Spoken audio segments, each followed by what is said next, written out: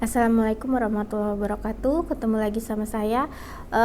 Hari ini kita akan masuk pada sesi ke-6. Jadi kita di sini membahas yang namanya topik migrasi.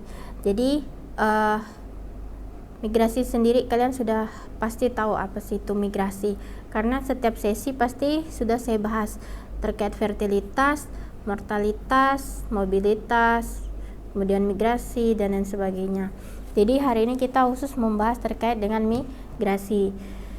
Jadi di sini migrasi itu adalah perpindahan penduduk dari suatu tempat ke tempat yang lain dengan melewati batas negara atau batas administrasi yang tujuannya adalah menetap dari suatu tempat ke tempat yang lain. Jadi contohnya tadi misalnya di daerah ini menjanjikan untuk pekerjaan sehingga dia melakukan suatu perpindahan dan tujuannya untuk menetap karena ia merasa di tempat ini menjanjikan terkait dengan perekonomian.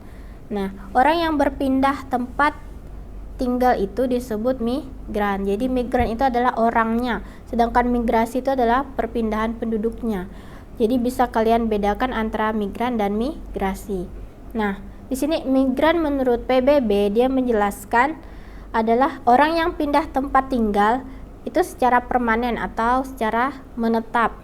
Nah, mover atau orang itu adalah orang yang berpindah dari suatu alamat ke alamat yang lain dan dari rumah satu ke rumah yang lain.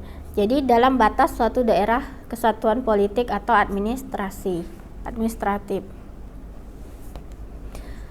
Nah, faktor dasar yang mempengaruhi dari pertumbuhan penduduk itu ada 3 yang tidak pernah lepas dari setiap minggu saya sampaikan. Itu pasti ada yang namanya fertilitas, kemudian mortalitas dan migrasi. Itu saling terkait dengan pertumbuhan penduduk.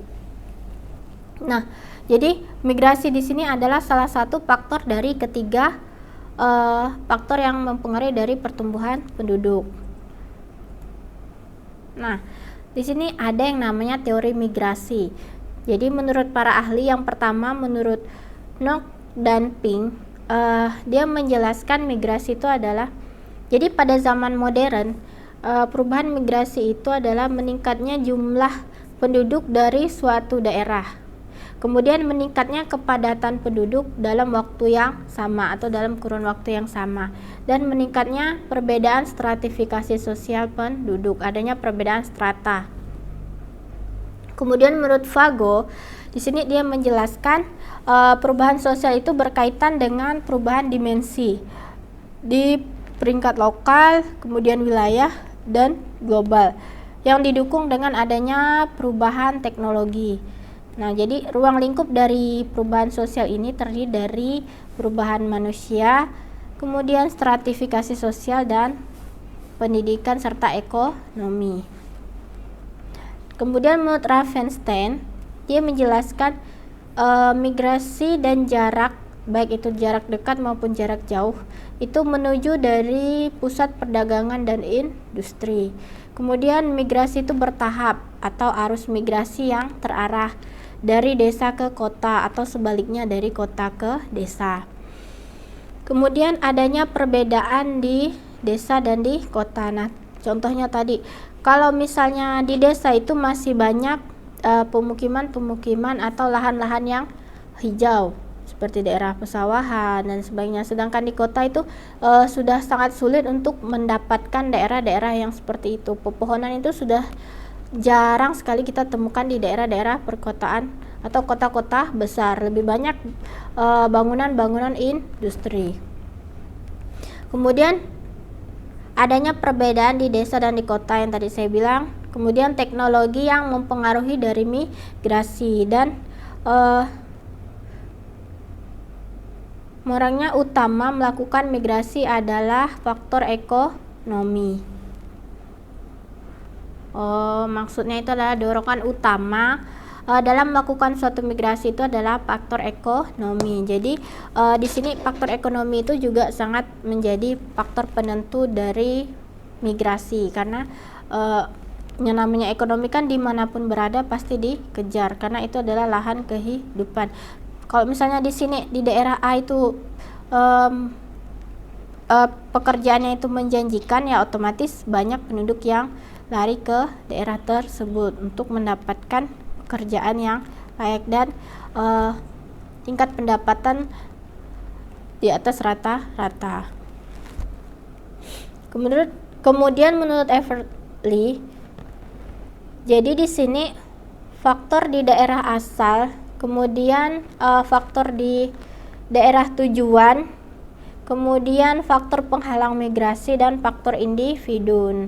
Kemudian menurut Robert Norris, dia menjelaskan dalam migrasi itu penting diperhatikan adanya migran atau orangnya yang terpaksa dan migran kembali yang gagal di tempat tujuan. Jadi misalnya dia pergi tetapi ternyata yang dia dapati tidak ada sehingga dia akan kembali.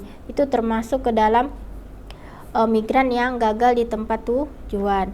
Nah, migran terpaksa adalah mereka yang terpaksa pindah karena mengikut orang tuanya, seperti orang tuanya bekerja di daerah A, ya otomatis kita juga harus mengikut sebagai A. Nah, tidak mungkin kita pisah sama orang tua kecuali kita sudah hidup masing-masing atau sudah mempunyai pekerjaan yang menetap. Kemudian kasus ini juga dapat terjadi di kalangan militer, kemudian hakim, polisi, dan jaksa. Nah, itu termasuk contoh-contoh dari pekerjaan yang terpaksa pindah. Nah, ini adalah jenis-jenis migrasi. Ada yang namanya migrasi internasional dan migrasi nasional. Nah, kalau migrasi internasional itu ada namanya imigrasi, kemudian emigrasi, dan remigrasi. Kemudian migrasi nasional itu ada urbanisasi, transmigrasi, dan ruralisasi. Nah, akan kita bahas yang pertama itu adalah migrasi internasional. Jadi imigrasi itu adalah perpindahan orang, ini orangnya dari satu negara ke negara yang lain. Jadi imigrasi itu bermain ke negara. Jadi orang berpindah dari satu negara A ke negara B. Dan ia bukan dari warga negara tersebut. Jadi imigrasi ini merujuk pada perpindahan untuk menetap secara permanen. Jadi mereka pindah dari suatu negara A ke negara B itu tujuannya untuk menetap. Nah, sedangkan turis dan pendatang untuk jangka pendek itu tidak dianggap sebagai imigran. Mereka hanya dianggap sebagai liburan atau hanya untuk berwisata, bukan tujuannya untuk menetap. Kemudian emigrasi, jadi tindakan meninggalkan negara asal atau wilayah dengan tujuan menetap di negara lain. Kemudian remigrasi adalah itu berarti kan kembali, berarti kembalinya penduduk dari suatu negara asal, dari suatu negara ke negara asalnya setelah dalam kurun waktu yang cukup lama ia tinggal di negara lain. Nah, misalnya ia ingin kembali lagi ke Indonesia, berarti ini masuk ke dalam kategori remigrasi.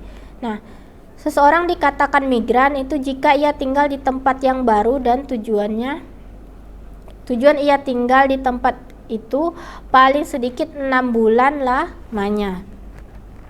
Itu termasuk dalam kategori migran. Nah, kalau migrasi nasional tadi ada yang namanya urbanisasi. Jadi urbanisasi ini adalah pemindahan penduduk dari desa ke kota. Nah, orang yang melakukan urbanisasi itu namanya urban. Jadi timbulnya urbanisasi itu disebabkan oleh faktor pendorong dari desa dan faktor penarik dari kota. Nah, faktor penariknya tadi, di kota ternyata ada pekerjaan yang menjanjikan sehingga mereka terjadi niat atau keinginan untuk pergi atau pindah ke kota tersebut. Nah, ini disebut dengan urbanisasi. Nah, orang yang melakukan perpindahannya ini disebut urban. Kemudian transmigrasi, ini adalah perpindahan penduduk dari daerah yang padat ke daerah yang tidak padat. Nah, penduduk yang melakukan transmigrasi ini namanya transmigran. Kemudian ruralisasi adalah kebalikan dari urbanisasi, jadi perpindahan penduduk dari kota ke desa. Jadi istilah-istilah ini perlu kalian ingat. Jika suatu saat keluar dalam MIT atau UAS, kalian sudah bisa mengisi atau sudah bisa membedakan dari masing-masing kategori tersebut. Kemudian faktor yang mempengaruhi terjadinya migrasi ada yang namanya faktor pendorong atau faktor dari daerah asal, kemudian faktor penarik, faktor dari daerah tujuan. Nah, ini banyak sekali contohnya. Faktor pendorong itu adalah makin berkurangnya sumber alam, kemudian menyempitnya lapangan pekerjaan akibat masuknya teknologi-teknologi modern. Kemudian adanya diskriminasi politik, agama, suku di daerah asal tempat tinggalnya. Kemudian tidak cocok dengan kebudayaan setempat. Kemudian bencana alam, banjir, gempa, kemudian wabah penyakit, dan adanya konflik antar kelompok. Nah, kemudian terakhir itu adalah melanjutkan pendidikan ke jenjang yang lebih tinggi. Nah, contohnya tadi, misalnya kalian dari daerah mana ingin melakukan pendidikan, sedangkan di daerah kalian itu tidak ada pendidikan yang ingin kalian tempuh, sehingga kalian akan pergi ke daerah yang lain untuk menempuh jenjang pendidikan yang lebih tinggi. Nah, faktor penarik di sini adalah kesempatan mendapatkan pendapatan yang lebih baik yang tadi saya contohkan. Ada pekerjaan yang menjanjikan sehingga mereka niat untuk pindah ke daerah tersebut. Kemudian kesempatan untuk mendapatkan pendidikan yang lebih tinggi. Kemudian adanya aktivitas-aktivitas di kota-kota besar. Nah, kriteria migrasi di sini ada 3. Ada migrasi recent, kemudian migrasi seumur hidup, dan migrasi total. Kalau migrasi recent itu adalah orang yang tempat tinggalnya pada saat pengumpulan data itu berbeda dengan tempat tinggal pada waktu 5 tahun sebelumnya. Kemudian migrasi seumur hidup itu adalah orang yang tempat tinggalnya pada saat terjadi pengumpulan data itu berbeda dengan tempat tinggal pada waktu ia lahir. Nah, ini dikatakan migrasi seumur hidup. Kalau migrasi total berarti orang yang pernah bertempat tinggal di tempat yang berbeda dengan tempat tinggal pada waktu pengumpulan data. Kemudian dampak dari migrasi penduduk ada yang namanya dampak positif dan dampak negatif. Dampak positif di sini adalah membantu memenuhi kekurangan tenaga ahli. Kemudian dapat menambah rasa solidaritas antar bangsa. Kemudian adanya pengenalan ilmu dan teknologi yang dapat mempercepat alih teknologi. Sedangkan dampak negatif itu masuknya budaya-budaya asing yang tidak sesuai dengan kepribadian bangsa. Nah, contohnya kan sudah jelas banyaknya budaya-budaya barat masuk ke Indonesia. Bisa kita lihat dari segi bahasa, kemudian dari segi pakaian, dari segi makanan, itu juga masuk budaya barat sudah banyak kita konsumsi yang tidak sesuai dengan kepribadian bangsa.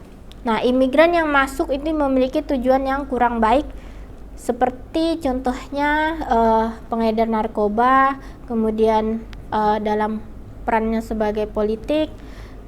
Nah, ini juga masuk dalam dampak migrasi penduduk yang negatif. Nah, di sini ada ukuran-ukuran migrasi. Jadi, yang pertama itu adalah angka migrasi, yaitu rasio dari banyaknya penduduk yang pindah secara lokal dalam suatu jangka waktu tertentu. Kemudian berbanding dengan jumlah penduduk. Nah, di sini juga udah ada rumusnya, bisa kalian lihat sendiri. Nah, angka urbanisasi di sini ada rumusnya. Jadi, angka urbanisasi itu adalah persentase penduduk yang tinggal di wilayah perkotaan. Nah, ini juga ada rumusnya. Juga ada contoh soalnya yang bisa kalian pelajari dan kalian masukkan sesuai rumusnya. Kemudian rasio penduduk di sini adalah rasio penduduk perkotaan dengan penduduk perdesaan. Nah, di sini juga ada rumusnya. Nanti bisa kalian pelajari, juga ada contoh-contohnya. Nah, angka migrasi masuk kasar di sini adalah banyaknya migran yang masuk pada suatu periode per 1000 penduduk. Nah, pada pertengahan periode yang sama. Di sini juga ada rumusnya. Kemudian angka migrasi keluar kasar. Jadi banyaknya migran yang keluar pada suatu periode per 1000 penduduk pada pertengahan periode yang sama. Kemudian angka migrasi masuk umur tertentu. Jadi banyaknya migran yang masuk pada kelompok umur tertentu pada suatu periode per 1000 penduduk.